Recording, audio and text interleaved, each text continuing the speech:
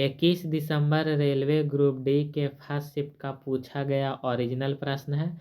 Video अच्छा लगे तो इस चैनल को सब्सक्राइब कर देना।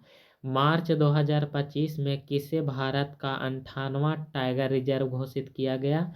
तो माधव टाइगर रिजर्व को घोषित किया गया। भारत में प्रत्येक वर्ष शहीद दिवस भगत सिंह, सुखदेव और राजगुरु के बलिदान की याद में कब मनाया जाता है? तो 23 मार्च। जुलाई 2025 में 17वां ब्रिक्स शिखर सम्मेलन ब्राजील के कौन से शहर में आयोजित किया गया था? तो रियो डी जेनेरो शहर में आयोजित किया गया था। वर्ष 2025 में भारतीय सेना द्वारा चलाया गया ऑपरेशन सिंदूर मुख्य रूप से किस क्षेत्र में आयोजित किया गया था? तो पाकिस्तान अधिकृत कश्मीर। अगला प्रश्न है, नीति आयोग की रिपोर्ट और अद्यतन आंकड़ा के अनुसार 2011 से 12 और 2024 से 25 के बीच भारत में लगभग कितना लोग गरीब से बाहर निकला? तो 17.1 करोड़। जुलाई 2025 में रक्षा अनुसंधान और विकास संगठन द्वारा किस मिसाइल का 24 घंटे का निरंतर निगरानी और विकासात्मक परीक्षण सफलतापूर्वक किया गया? तो प्रलय को। अगला प्रश्न है, खेलो इंडिया विंटर गेम्स 2025 का पहला चरण कहाँ आयोजित किया गया था? तो लेह लद्दाख में। हरियाणा सरकार ने किस वर्ष तक राज्य में पराली जलाने की प्रथा को पूरी तरह से समाप्त करने का लक्ष्य निर्धारित किया? तो 2027 तक। ग्रेगर जॉन मेंडल ने मटर के पौधा पर अपने प्रयोगों के लिए कितने प्रमुख विपरीत लक्षणों का अध्ययन किया था? तो 7। T20 क्रिकेट के इतिहास में 62 वर्ष की आयु में पेशेवर मैच खेलने वाले सबसे उम्रदराज खिलाड़ी का नाम क्या है? तो एंड्रयू ब्राउनली, यानी ऑप्शन नंबर ए इसका सही आंसर है। अगला प्रश्न है, राष्ट्रीय विनिर्माण और आपूर्ति श्रृंखला शिखर सम्मेलन 2025 की बैठक कहाँ आयोजित की गई? तो नई दिल्ली में। पादप में वायु का संचालन किसके द्वारा होता है? पादप में वायु का संचालन किसके द्वारा होता है या किसके कारण होता है? तो ऑक्सीजन के कारण। 2024 से 25 में पूर्वोत्तर भारत के किस जैव विविधता हॉट स्पॉट में अवैध अतिक्रमण और वनों की कटाई के खिलाफ बड़े पैमाने पर पारिस्थितिकी विरोध देखा गया? तो नामदफा नेशनल पार्क, यानी ऑप्शन नंबर बी इसका सही आंसर है। अगला प्रश्न है, कार्बन डाइऑक्साइड का आणविक द्रव्यमान कितना होता है? तो 44, यानी ऑप्शन नंबर सी इसका सही आंसर है। अगला प्रश्न पूछा गया था कि जब एक वस्तु अवतल लेंस के सामने अनंत पर स्थित होता है तो उसका प्रतिबिंब कहाँ बनेगा?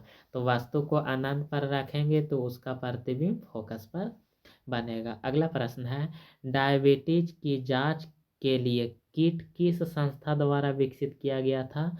तो ICMR के द्वारा विकसित किया गया था, यानी ऑप्शन नंबर ए सही है। और ICMR का पूरा नाम होता है, आई का मतलब इंडिया, सी का मतलब काउंसिल ऑफ मेडिकल रिसर्च।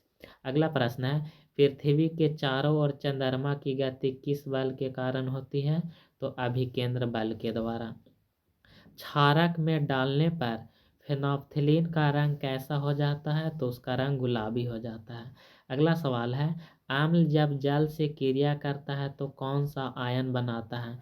तो हाइड्रोनियम आयन बनाता है। अगला प्रश्न पूछा गया था, फास्फोरिक अम्ल में कौन से आयन उपस्थित होता है? तो इसमें हाइड्रोजन आयन उपस्थित होता है और फास्फेट आयन उपस्थित होता है, यानी ऑप्शन नंबर सी इसका सही आंसर है।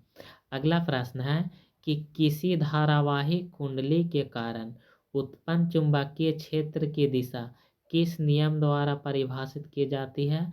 तो दाएं हाथ के अंगूठा के नियम। अगला प्रश्न है, अवतल दर्पण का उपयोग निम्नलिखित में से किस में नहीं किया जाता है? तो अवतल दर्पण का उपयोग वाहनों के साइड मिरर के रूप में नहीं किया जाता है, यानी ऑप्शन नंबर सी इसका सही आंसर है। जब सूक्ष्मदर्शी के माध्यम से प्याज के एक छोटे से हिस्सा या छिलका को देखा जाता है तो क्या दिखाई देता है? तो प्याज के पूरे हिस्से में एक जैसी समान कोशिका दिखाई देता है, यानी ऑप्शन नंबर ए सही आंसर है। निम्नलिखित में से किस ध्वनि का तारा तो सबसे अधिक होता है? तो पक्षी की आवाज का तारा तो सबसे अधिक होता है। एक समान त्वरण से गतिमान वस्तु के लिए वेग समय ग्राफ कैसा होता है?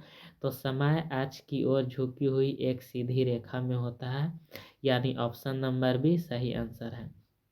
अगला प्रश्न न्यूमेरिकल है। यदि 10 किलो द्रव्यमान की एक वस्तु को किसी ऊंचाई तक उठाया जाता है जहां छोटा जी 10 मीटर प्रति सेकेंड स्क्वायर है और किया गया कार्य 10,000 जूल है, तो उसका ऊंचाई क्या होगा? तो जब इसे हल करिएगा तो ऊंचाई निकल कर आएगा 100 मीटर। कान के बाहरी हिस्से में कौन सा ऊतक उपस्थित होता है या मौजूद होता है? तो इलास्टिक उपस्थित होता है, यानी ऑप्शन नंबर बी सही आंसर है।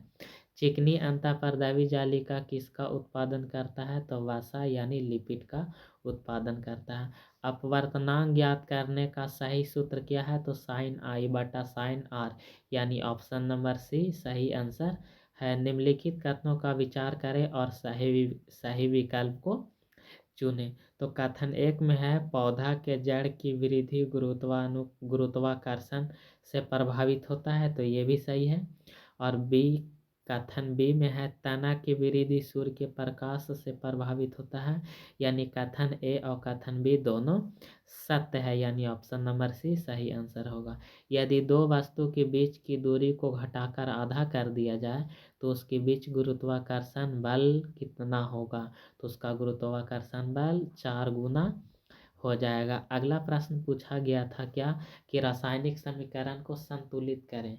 मतलब ये तिरिया के साइन नजर आ रहा है ना, ये दोनों तरफ का होना चाहिए, बराबर होना चाहिए। 3H2SO4 प्लस XAL, फिर तीर के साइन है 3H2 प्लस YaL2 के हॉल SO4 के हॉल 3 है। मतलब x के जगह कितना रखें और y के जगह कितना रखें कि दोनों तरफ अणु बराबर हो जाए। तो इसका ऑप्शन नंबर बी सही है। मतलब x के जगह 2 रखेंगे और y के जगह 1 रखेंगे तो ये पूरी तरह से समीकरण संतुलित हो जाएगा। अगला प्रश्न है भारत में ई स्पोर्ट्स को आधिकारिक तौर पर मान्यता देने और इसके विकास को बढ़ावा देने में किस मंत्रालय ने सबसे महत्वपूर्ण सहयोग किया है? तो युवा मामले और खेल मंत्रालय। अगला प्रश्न है जनवरी 2025 में किस कलवरी श्रेणी की पनडुब्बी को आधिकारिक तौर पर भारतीय नौसेना में शामिल किया गया है? तो INS वाक्सीर को शामिल किया गया है। मई 2025 में आयोजित इटालियन ओपन 2025 में पुरुष एकल का खिताब किसने जीता? तो कार्लोस अल्कराज, यानी ऑप्शन नंबर बी सही आंसर है।